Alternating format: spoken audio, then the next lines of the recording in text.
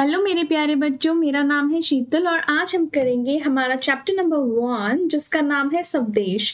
स्वदेश का मतलब होता है हमारा देश, यानी कि मेरा देश।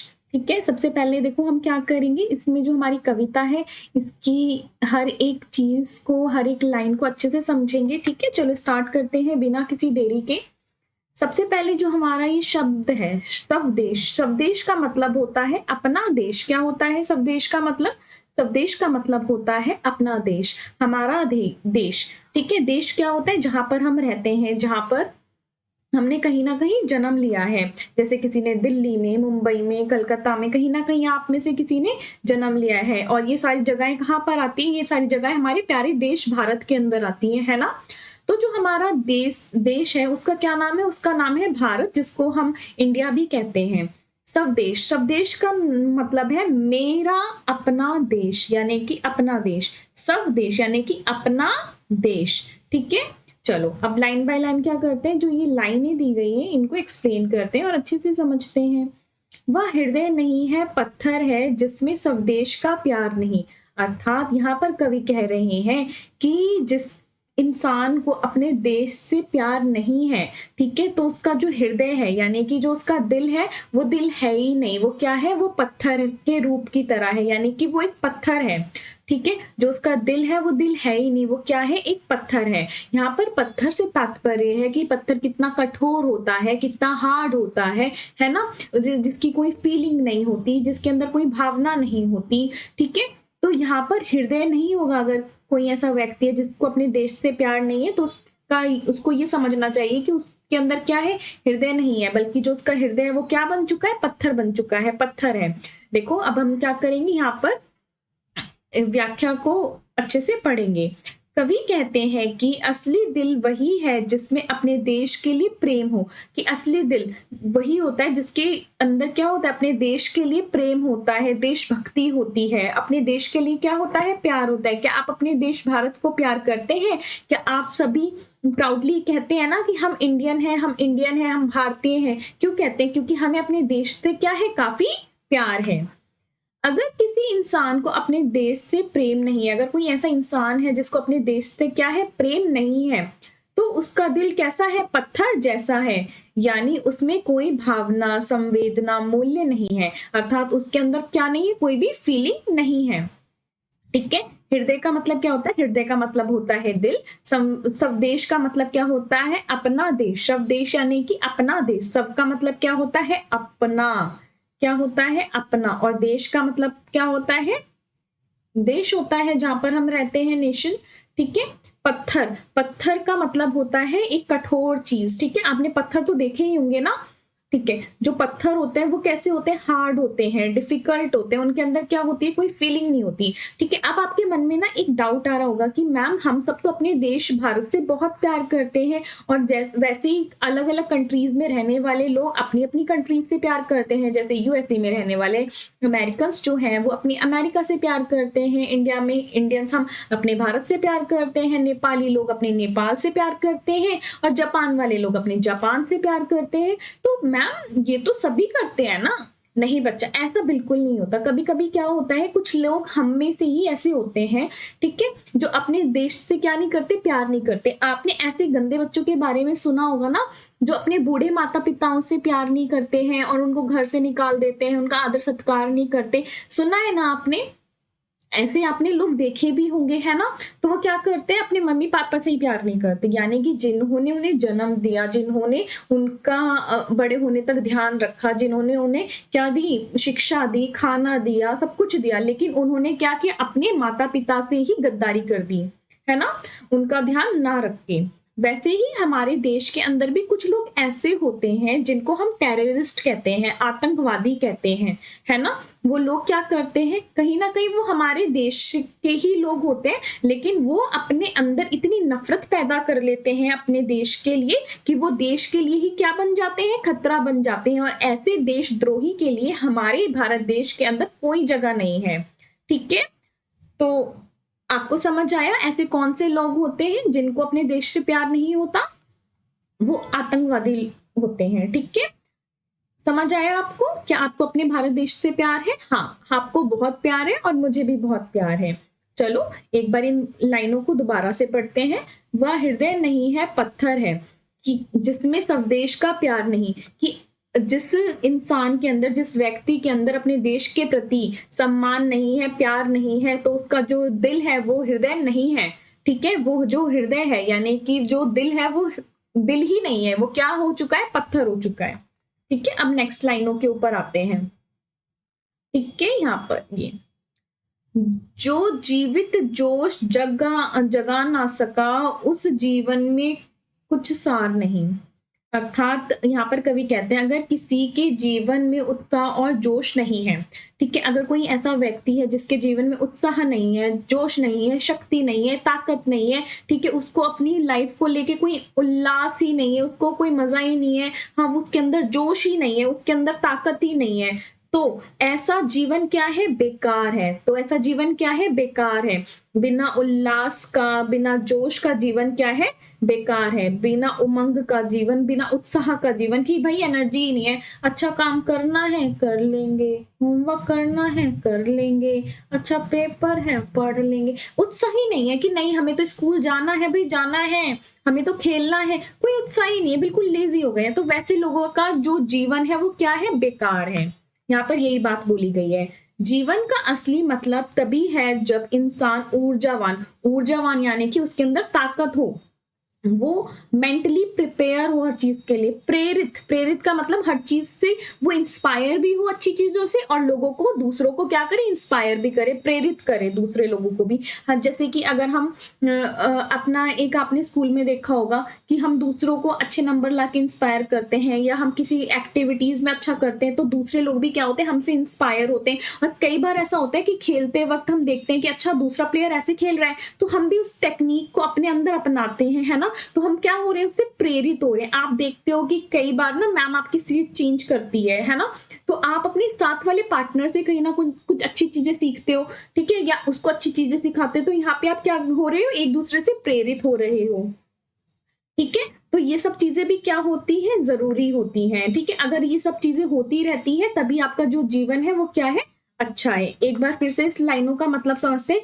जिस इंसान के जीवन में जोश और उत्साह नहीं है, जिस इंसान के जीवन में जोश नहीं है, ताकत नहीं है, उत्साह नहीं है, उमंग नहीं है, ठीक है, एक कह सकते हैं एक एनर्जी नहीं है, कि स्पार्क नहीं है, ठीक है, उसको बस लेजी लग रहा है, उसको मजा नहीं आ रहा है अपनी लाइफ में, तो उसका जीवन क्या है? खराब है, बेकार है। ठीक है, निसर्थ है, यानी कि निसर्थ का मतलब है बेकार है। ठीक है, आप यहाँ पर क्या कर सकते हो? डिफिकल्ट वर्ड्स को हटा के इजी वर्ड्स में भी लिख सकते हो। ठीक है, जीवित का मतलब जिंदा, जो सांस ले रहा है, जिंदा। ठीक है, जोश का मतलब उमंग, ताकत। कहते नहीं है कि चलो खेलने के लिए कितने एक्साइटेड हो आप, यही वो एक्साइटनेस है आपकी। ठीक है, जोश। सार का मतलब होता है महत्व, इंपॉर्टेंस। ठीक है, कि आपके लिए वीडियो कितनी इंपॉर्टेंट रखते हैं, ताकि आपको क्या समझ आ रहा है? अपना जो कंटेंट है वो अच्छे से समझ आ रहा है, तो आपके लिए ये वीडियो क्या हो जाएगी? इंपॉर्टेंट हो जाएगी, सार हो जाएगी। ठीक है, एक बार इन लाइनों का मतलब दोबारा से समझते हैं। मैं बार बार एक लाइन का मतलब इसलिए समझाती हूँ क्योंकि आपको वो चीज क्या हो अच्छे से समझ आ जाए और आप उसको अपनी भाषा में आराम से लिख सको। ठीक है, जो जीवित जोश जगा ना सका, जो इंसान जो जीवित यानी कि जो जिंदा जोश जगा ना सका, यानी कि कोई ऐसा व्यक्ति जो जिंदा है, सांस ले रहा है और वो जोश ना जगा सका अपने अंदर और दूसरों के अंदर, तो उसका जो जीवन है वो क्या है? व्यर्थ है, खराब है। ठीक है, आगे बढ़ते हैं। जो चल ना सका संसार संग यानी कि जो इस संसार के साथ चल ना सका। ठीक है, संसार का मतलब आप सोच रहे होगे संसार क्या होता है मैम, तो यहाँ पर देखो दुनिया और समाज के साथ। अब मैम ये क्या होता है? दुनिया क्या होती है? अब आप स्कूल में बैठे हो, है ना, आपकी क्लासरूम के जितने भी बच्चे हैं वो आपके क्या है? साथी हैं। आपकी मैम आपकी क्या है? आपको ज्ञान दे रही है, तो वो आपकी गुरु हैं। ठीक है, वैसे ही आप स्कूल के एक इन्वायरमेंट में हो, जब आप बाहर खेलने के लिए जाते हो, आप बाहर की सोसाइटी के एक इन्वायरमेंट में हो। ठीक है, आप समाज के अंदर हो, है ना, आपके जो रिश्तेदार हैं, परिवार है, वो भी क्या है? एक समाज है ना। तो बेटा ये क्या होता है, इसके अंदर ना आप क्या चीजें सीखते हो? लोगों से आप 4 चीजें सीखते हो ना, वो आपको 4 चीजें सिखाते हैं। जब आप बड़े हुए तब आपने नमस्ते करना सीखा ना, कि नमस्ते या आपके घर में कुछ भी बोला जाता है वो आपको कहाँ से आया? वो आपको पहले आपके पेरेंट्स ने सिखाया, फिर आपने उस चीज को कहाँ इम्प्लीमेंट किया? बाहर जाके इम्प्लीमेंट किया कि हेलो आंटी, हेलो अंकल, नमस्ते, है ना। ये सब चीजें क्या करते हैं, हम सीखते हैं ना।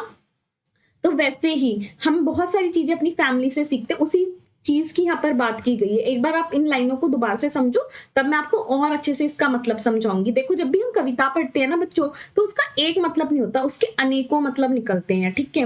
कभी हम इस चीज को ऐसे भी समझ सकते हैं। अभी आप सोच रहे होगे कि मैम जो हमारी क्लास में मैम ने व्याख्या बताई है वो तो इससे थोड़ी सी अलग है, लेकिन बेटा आप कहीं ना कहीं देखोगे ना तो दोनों चीजों का जो सार है, जो मतलब है, वो एक ही है, ठीक है। तो आप मिक्स मैच करके जो आपको अच्छा लगे आप वो लिख सकते हो, ठीक है।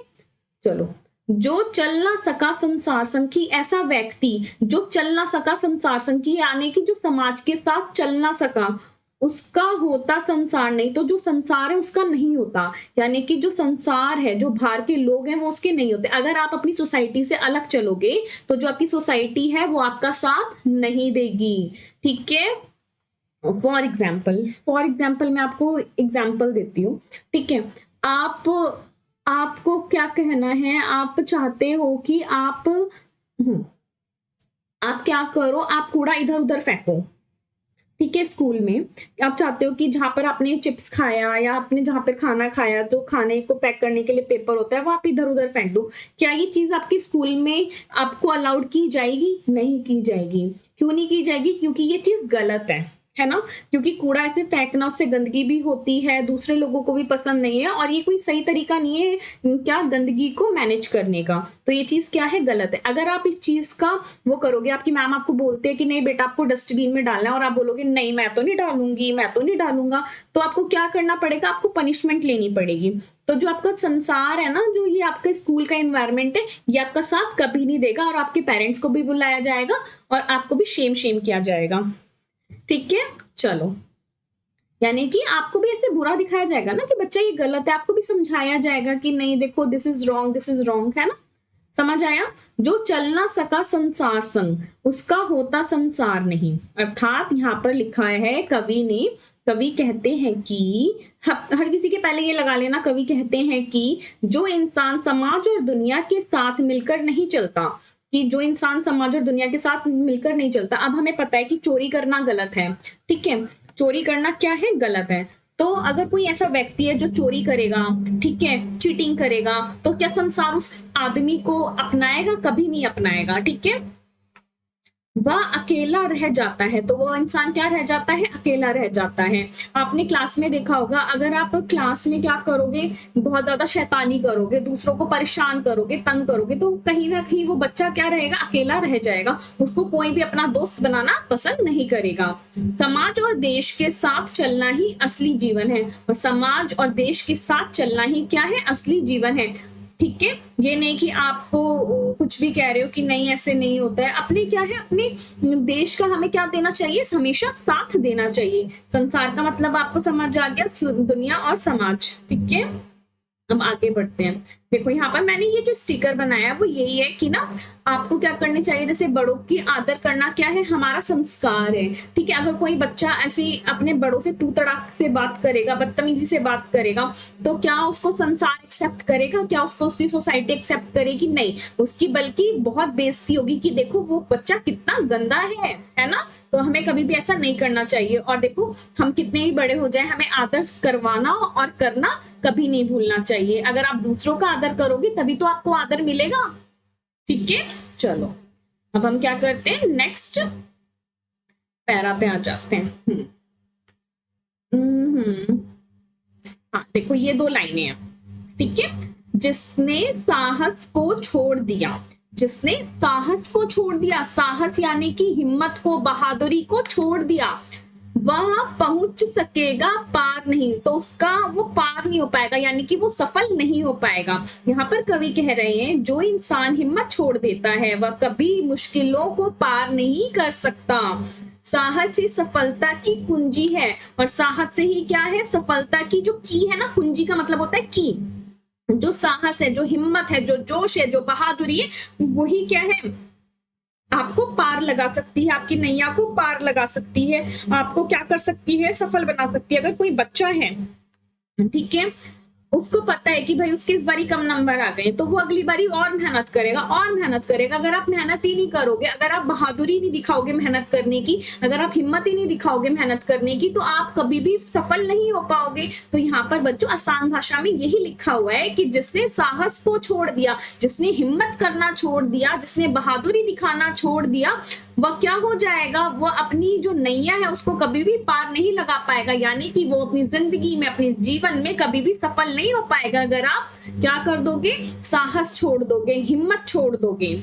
ठीक है, कई बार ऐसा होता है ना, आपने मूवी वगैरह में देखा होगा या आपने अपने जीवन में देखा होगा कि डॉक्टर कहते हैं कि आपको हिम्मत नहीं हारनी है, आप लड़ सकते हो, आप जीत सकते हो। तो जो पेशेंट होता है वो अपना बिल्कुल ऐसे करेज जो होता है, हिम्मत जो होती है, उसको इकट्ठा कर लेता है। और देखा है ना आपने कैसे बड़े बड़े चमत्कार हो जाते हैं और वो जीवन कैसे उनका अच्छा हो जाता है और वो बीमारी को मतलब क्या कर देते हैं, पार लगा देते हैं। हाँ, और वो जो बीमारी है ठीक हो जाती है और जो इंसान है वो भी स्वस्थ हो जाता है ना। ऐसा देखा है ना आपने, ऐसा होता है ना। चलो आगे देखते हैं। जिसने ना जाति उधार हुआ होगा उसका उधार नहीं। ठीक है, पहले हम इन दो लाइनों का मतलब समझते हैं। जो इंसान अपने समाज, देश और जाति का भला नहीं कर सकता, अर्थात जो इंसान अपना आपस में, ठीक है, अपने समाज में जहां पर आप रह रहे हो, आपका स्कूल आपका समाज है, जहां पर आप खेल रहे हो, आपका नेबरहुड, आपका पड़ोस मोहल्ला आपका समाज है, आपका घर आपका समाज है। हाँ, आपको वहां पर भी क्या करते रहना चाहिए, नेकी करती रहना चाहिए। जैसे कि अपने भाई बहनों की पढ़ाई में मदद कर सकते हो आप। ठीक है, अपने फ्रेंड्स अगर वो पेंसिल रबड़ नहीं लेके आए तो आप उनकी तब हेल्प कर सकते हो। कोई बच्चा बीमार था तो आप उसको होमवर्क बता सकते हो। अपने मम्मी पापा की आप खाना बनाने में, बाहर से कुछ काम करने में मदद कर सकते हो। लेकिन क्या यहाँ पर पेपर में अपने दोस्त को मदद करने वाली बात होगी? कभी भी नहीं होगी। वो चीटिंग होती है, वो करना गलत है। ठीक है, जो इंसान अपने समाज, देश और जाति का भला नहीं करता, उसका अपना जीवन भी सफल नहीं हो सकता और उस इंसान का अपना जीवन भी सफल नहीं हो सकता है। इंसान की महानता उसकी निस्वार्थ सेवा में होती है। जो इंसान निस्वार्थ सेवा करता है, किसी भी लालच के बिना सेवा करता है ना, तो उसका ही क्या होता है, उद्धार होता है। ठीक है, तो हम इस लाइनों से क्या समझते हैं, हम समझते हैं कि हमें क्या करना चाहिए, दूसरों की मदद करनी चाहिए। और मदद करते हुए ये नहीं सोचना चाहिए कि हमारा क्या फायदा होगा, हमें बस इतना सोचना चाहिए कि अच्छा इनको मदद की जरूरत है और हम ऐसे मदद कर सकते हैं, तो हमें मदद करते रहना चाहिए। जो अब आगे पढ़ते हैं। जो भरा नहीं है भावों से, बहती जिसमें रसधार नहीं, अर्थात जिस दिल में प्यार, दया, करुणा और देशभक्ति जैसी भावनाएं नहीं है। ठीक है, भरा, भरा मतलब आपको तो पता है ना, जैसे अगर मैं कहूं मेरे को एक गिलास भरा पानी ला दो, यानी कि भरा मतलब फुल। ठीक है, जिसमें भरा नहीं है भावों से। अगर कोई ऐसा इंसान है ना जिसके अंदर दया नहीं है, प्यार नहीं है, करुणा नहीं है, किसी को हेल्प करने की, कहते नहीं एम्पैथी नहीं है इसके अंदर, तो इसके अंदर तो मदद करने की वो लालसा ही नहीं है, इसके अंदर तो प्यार ही नहीं है, इसके अंदर तो दया ही नहीं है। ठीक है, तो और देशभक्ति जैसी भावनाएं नहीं है, और अपने देश के लिए भक्ति वाली भावनाएं नहीं है कि हाँ अगर कल को हमारे देश के ऊपर कोई हमला हो जाता है, कोई प्रॉब्लम आ जाती है या कोई आपदा आ जाती है, जैसे कि कभी फ्लड आ गया, कभी भूकंप आ गया, अगर कहीं पर कुछ घटना हो जाती है, आपसे बोला जाता है ना बच्चों अपने कपड़े लेके आना, ताकि हम दूसरे जहां पर कहीं पर फ्लड आ गई है वहां पर राहत के लिए कपड़े भेज सके या कुछ कर सके, है ना। कभी कभी हम डोनेशन भी इकट्ठा करते हैं, तो अगर आप वो चीज नहीं कर पाए, कोई ऐसे लाख 2 लाख का डोनेशन नहीं होता है, सिर्फ 5-5 रुपए का डोनेशन, 2-2 रुपए का डोनेशन, ये भी तो हम करते हैं ना। हम इकट्ठा करके क्या करते हैं, उनको जिनको जरूरत है उसकी मदद करते हैं ना। ये सब चीजें तभी आ पाती है जब क्या होगा, आपके अंदर क्या होगी, दया होगी। जिस दिल में प्यार, दया, करुणा, देशभक्ति की भावना, एक सेकेंड, नहीं है, वह दिल क्या है, सूखा और मतलब सूखा है, बेकार है। ठीक है, रसधार नहीं, उसके अंदर क्या है, और वो इंसान क्या है, मतलब उसके अंदर कोई करुणा नहीं है, प्यार नहीं है। जीवन में भावनाओं की धारा बहना जरूरी है, और जीवन में ना जो ये भावनाएं हैं, प्यार की, दया की, करुणा की, देशभक्ति की, फॉर एग्जाम्पल आप क्या मदद कर सकते हो, आपकी सोसाइटी में डॉग्स रहते हैं, आप उनको खाना खिला सकते हो, एक एक रोटी हरा कर एक घर खिला दे उनको, तो क्या उनका पेट नहीं भरा रहेगा, आराम से पेट भरा रहेगा, है ना। क्या जो हमारे आसपास जो जानवर होते हैं, क्या हम उनको आधी रोटी अपनी नहीं दे सकते, दे सकते हैं। ठीक है, क्या एक रोटी एक घर से कुछ हो जाएगा, नहीं, बल्कि हमें उन्हें मारना नहीं चाहिए, है ना। हमें उनके क्या प्रति दिखाना चाहिए, करुणा दिखानी चाहिए, प्यार दिखाना चाहिए। ठीक है, ये जरूरी नहीं है आप कहाँ पर बैठ के हेल्प कर सकते हो, बस आपको ये सोचना है कि आप कैसे हेल्प कर सकते हो। ठीक है, कितनी बड़ी छोटी हेल्प नहीं होता, बस आपको हेल्प करते जाना है। वो कब बड़ी हेल्प हो जाएगी आपको खुद ब खुद पता भी नहीं चलेगा, है ना।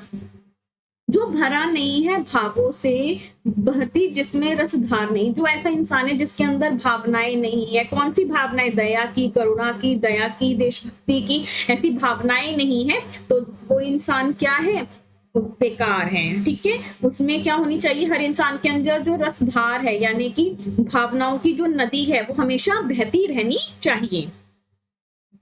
ठीक है, आगे देखो, जिसकी मिट्टी में उगे बड़े, ये देखो हम ना ये पूरा ये यहाँ तक इसको कंप्लीट करेंगे। ठीक है,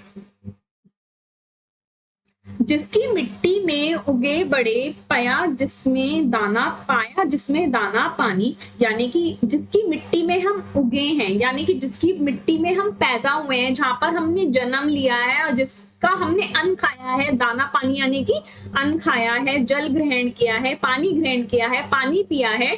ठीक है माता पिता बंधु जिसमें हम हैं, जिसके राजा रानी, इसमें क्या है, हमारे माता पिता भी रहते हैं, हमारे भाई बंधु यानी कि रिश्तेदार और जानने पहचाने वाले लोग भी रहते हैं। हम जिसके अंदर कैसे रहते हैं, एक राजा रानी की तरह रहते हैं। राजा रानी के पास कितनी सारी पावर्स होती हैं, है ना, वो बिल्कुल मालिक की तरह रहते हैं। वैसे ही हम अपने देश में भी क्या है, मालिकों की तरह रहते हैं, है ना। कभी यहाँ बताते हैं कि हमारा सब देश है, कि हमारा जो देश है वो कैसा है, जहाँ की मिट्टी में हमने जन्म लिया, यहाँ की मिट्टी में हमने क्या किया है, जन्म लिया है, जहां से हमने अन्न और पानी मिला, और यहाँ से हमें क्या मिला है, अन्न और पानी मिला है। यहाँ हमारे माता पिता और रिश्तेदार रहते हैं, और यहाँ पर कौन कौन रहता है, हम रहते हैं, हमारे माता पिता रहते हैं, और हमारे रिश्तेदार भी यही रहते हैं। और जहां हम राजा रानी की तरह सम्मान से जीते हैं, और हम अपने देश में कितने सम्मान से जीते हैं। अगर हमें कोई भी प्रॉब्लम होती है, चलो भाई कोर्ट चलो, चलो पुलिस स्टेशन चलो, कंप्लेंट करो, ये करो वो करो। हम यहाँ पर क्या है, हमारे पास अधिकार है, हमारे पास पावर है, हमारे पास सब कुछ है, हमारे पास क्या है, सम्मान है। ठीक है, पहले आपने सुना होगा हमारे देश के ऊपर अंग्रेजों का क्या था, हमारे देश के ऊपर क्या था, कब्जा था। उस टाइम के हमारे पास क्या नहीं था, हमारे पास आजादी नहीं थी, लेकिन हमारे देश के लोगों ने क्या किया, उनसे लड़ाई करी और अपने देश को आजाद कराया। आज जो हम अच्छी ये प्यारी हवा ले पा रहे हैं, ये किस चीज की हवा है, ये स्वतंत्रता की हवा है। ठीक है, यानी कि आजादी की हवा है। अगर वो लोग उस टाइम पे इतनी मेहनत नहीं करते तो आज भी हम शायद गुलाम ही होते। तो हमें उनकी जो देशभक्ति है उसको कभी भी नहीं भूलना चाहिए। उनकी वजह से ही आज हम क्या ले पा रहे हैं, ये सम्मान ले पा रहे हैं। कौन सा सम्मान, राजा रानी की तरह रहने का सम्मान। क्यों, कब आता है ये सम्मान, जब हमारे पास हमारे राइट्स होते हैं। अगर हमारे साथ कुछ गलत हो रहा है, हम जाके कंप्लेंट कर सकते हैं, हमारी बात सुनी जाएगी, है ना। अगर आपके साथ क्लास में कुछ गलत हो रहा है, आपकी बात कौन सुनेगा, मैम सुनेगी, आपके पेरेंट्स सुनेंगे, प्रिंसिपल सुनेगी, है ना। तो आपको क्या मिलेगा, जस्टिस मिलेगा, न्याय मिलेगा। वैसे ही यहाँ पर हमें क्या मिल रहा है, सम्मान मिल रहा है ना।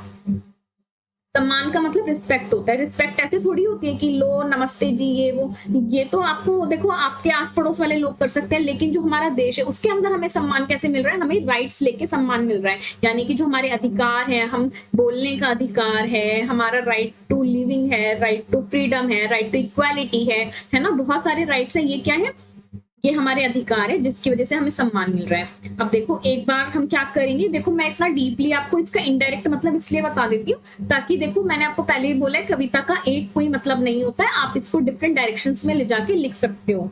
जिसकी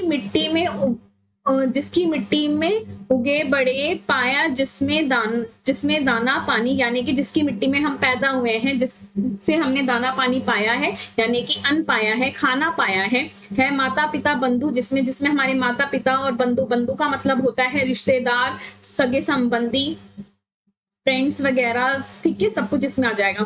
हम हैं जिसके राजा रानी, और हम इसके क्या है, राजा रानी है। ठीक है, हम हैं इसके राजा रानी, यानी कि हम राजा रानी क्यों है इसके, क्योंकि हमें यहाँ पर सम्मान मिल रहा है, अधिकार मिल रहा है, राइट्स है हमारे पास।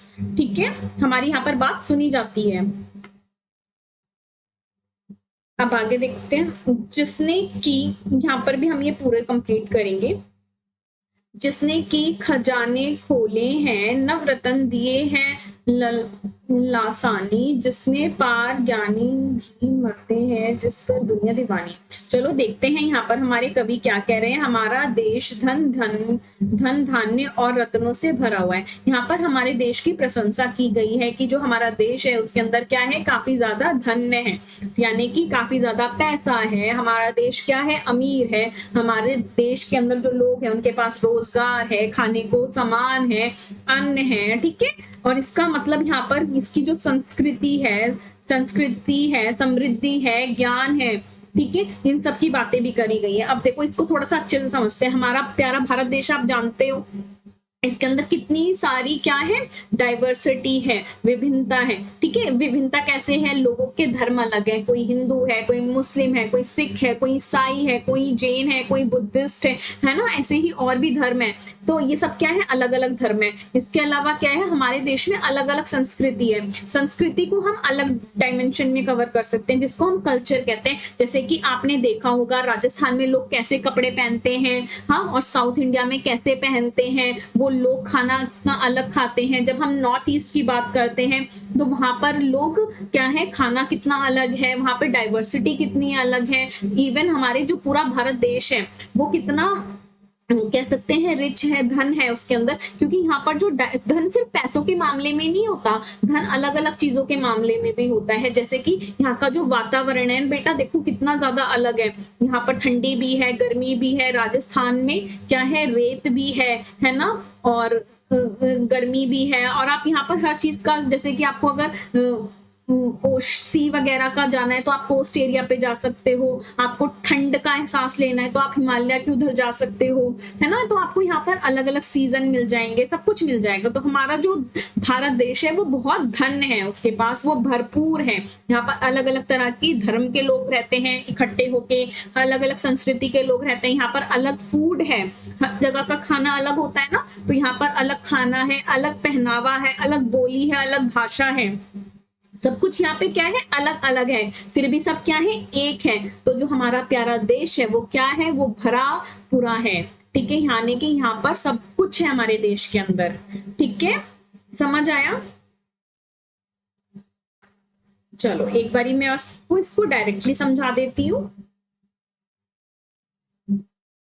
हमारा देश धन धान्य यानी कि धन से भरा हुआ है, धन पूरा है हमारे देश के पास। हमारा देश गरीब देश नहीं है, हमारे देश में कोई ऐसे भूखा नहीं मर रहा है, ठीक है। ऐसे मत लिखना, ये तो मैंने बोला है सिर्फ, ठीक है। हमारे देश में यानी कि अन्नदाता है, हमारा जो देश है वो क्या है, हमें अन्न देता है, हम भरपूर पेट खाना खाते हैं। हमारा देश तो इतना हमारे देश के लोगों के बारे में सोचता है बच्चों। जो गरीब लोग होते हैं ना उनको तो हमारा जो भारत देश है वो क्या करता है, कम पैसों में यानी कि एक एक दो दो रुपए में अनाज दे देता है, ठीक है। जब आप बड़ी क्लास में जाओगे या आप दूसरे एसएसटी वगैरह में पढ़ोगे तब आप ये जानोगे कि हमारा देश तो हर किसी के बारे में सोचता है कि हमारे देश में कोई भूखा ना रहे।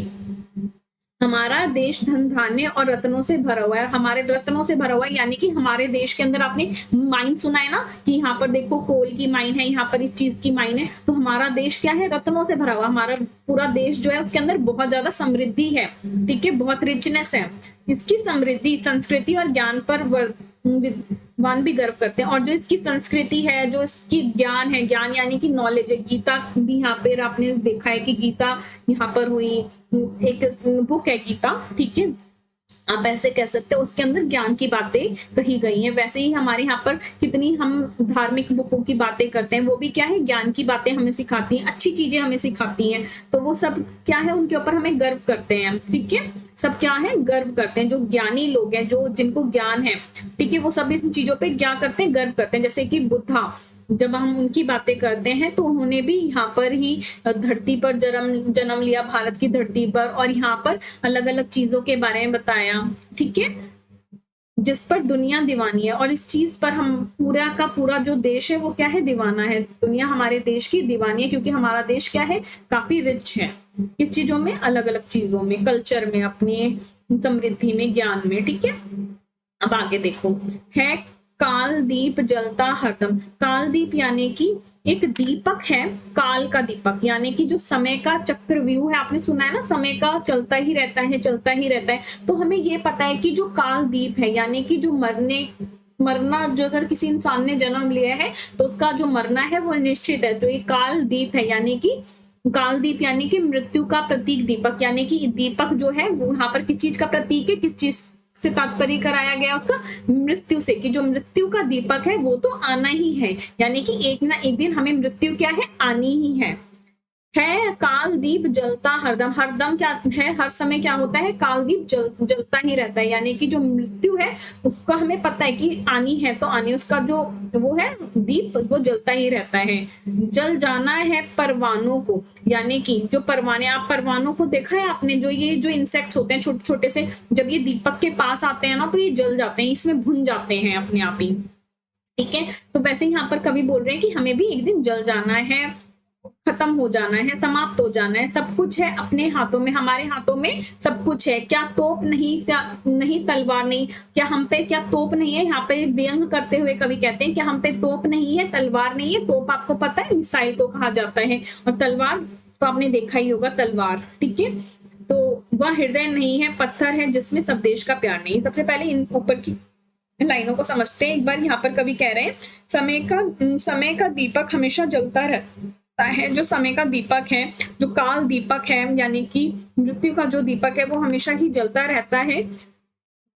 जैसे परवाना, जो पतंगा होता है दीपक में जलकर बलिदान कर देता है अपने आप को, वैसे ही हमें भी अपने देश के लिए बलिदान देना चाहिए। जैसे एक पतंगा जो है वो दीपक के पास जाकर अपने आप को क्या कर देता है, बलिदान दे देता है। अब आप सोच रहे होगे मैम ये दीपक के पास क्यों जाता है, ये लाइट ब्लिंक होती है ना इसकी, तो इसके रोशनी को देख के इसके पास आता है और अपनी जो जिंदगी है उसको खत्म कर लेता है। अब ये मत सोचना मैम यहाँ पर इसने ये चीज कर लिया, ऐसा कुछ नहीं है। ये क्या हुआ, ये अपनी खुशी से इसके पास आया है। ठीक है, ये यहाँ पर सिर्फ एक बात बोली गई है। ठीक है, कि अगर आपको हमारे देश में अगर ऐसी कभी आपत्ति आ जाती है या कुछ हो जाता है तो हमें हमेशा तैयार रहना चाहिए बलिदान के लिए। ठीक है, वैसे ही हमें भी अपने देश के लिए बलिदान देना चाहिए। और यहाँ पर कवि कह रहे हैं सब कुछ है अपने हाथों में, कि हमारे हाथों में सब कुछ है, हमारे पास साहस और साधन, हमारे पास साहस है यानी कि हिम्मत भी है, और साधन भी है। साधन मतलब तलवार, तोप, जितनी भी हमें लड़ने के लिए इक्विपमेंट चाहिए वो भी है हमारे पास, और हिम्मत भी है। ठीक है, इसलिए अगर हमें किसी से भी डरना नहीं चाहिए, हथियार भी है और हिम्मत भी है तो डरना नहीं चाहिए। अगर हमारे देश के ऊपर कभी कोई संकट आए तो हमें लड़ जाना चाहिए। वह हृदय नहीं है, पत्थर है जिसमें सब देश का प्यार नहीं, और वो हृदय है ही नहीं जिसके अंदर अपने देश के प्रति क्या नहीं है, प्यार नहीं है। चलो इन सब चीजों को एक बार मैं अच्छे से समअप कर देती हूँ। हाँ मैं मानती हूँ ये कविता थोड़ी सी कठिन है लेकिन अच्छी कविता है। अगर आप इसको एक बार और सुनोगे या अगर आपने इसकी जो साइड में मैंने व्याख्या लिखी अगर आप उसको अच्छे से पढ़ोगे तो आपको ये अच्छे से समझ आ जाएगी। और कभी ऐसे कंफ्यूज मत होना कि मैम ये अलग है वो अलग है जो क्लास में पढ़ाई गई, दोनों को क्लब करके लिख लो, दोनों का मतलब सेम है।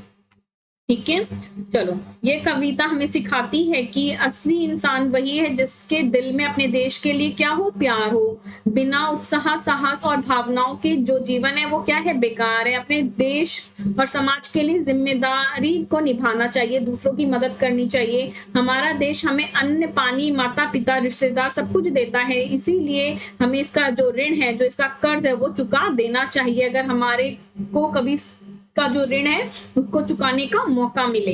ठीक है, जो इसका ऋण यानी कि क्या कहते हैं, ऋण को कर्ज चुकाने का। वैसे तो देखो हमारा भारत देश हमारे लिए कितना कुछ करता है, लेकिन ये तो सौभाग्य की बात होती है बेटा अगर आप इसका ऋण चुका पाओ। मौत सबको आनी है तो क्यों ना अपने देश के लिए मर मिटे। और ये तो सबको ही पता है कि मौत आनी ही है एक ना एक दिन, तो अपने देश के लिए ही क्यों ना वीर बन के हम जाएं। असली हृदय वही है जिसमें देशभक्ति की भावना हो, और असली हृदय वही है, असली दिल वही है जिसके अंदर अपने देश के प्रति क्या हो, प्रेम हो, सम्मान हो, देशभक्ति की भावना हो। इसी के साथ जो हमारा पाठ है, कविता है, वो क्या होती है, समाप्त होती है। इसी के साथ मैं कहना चाहती हूँ बाय बाय मेरे प्यारे बच्चों, बाय बाय।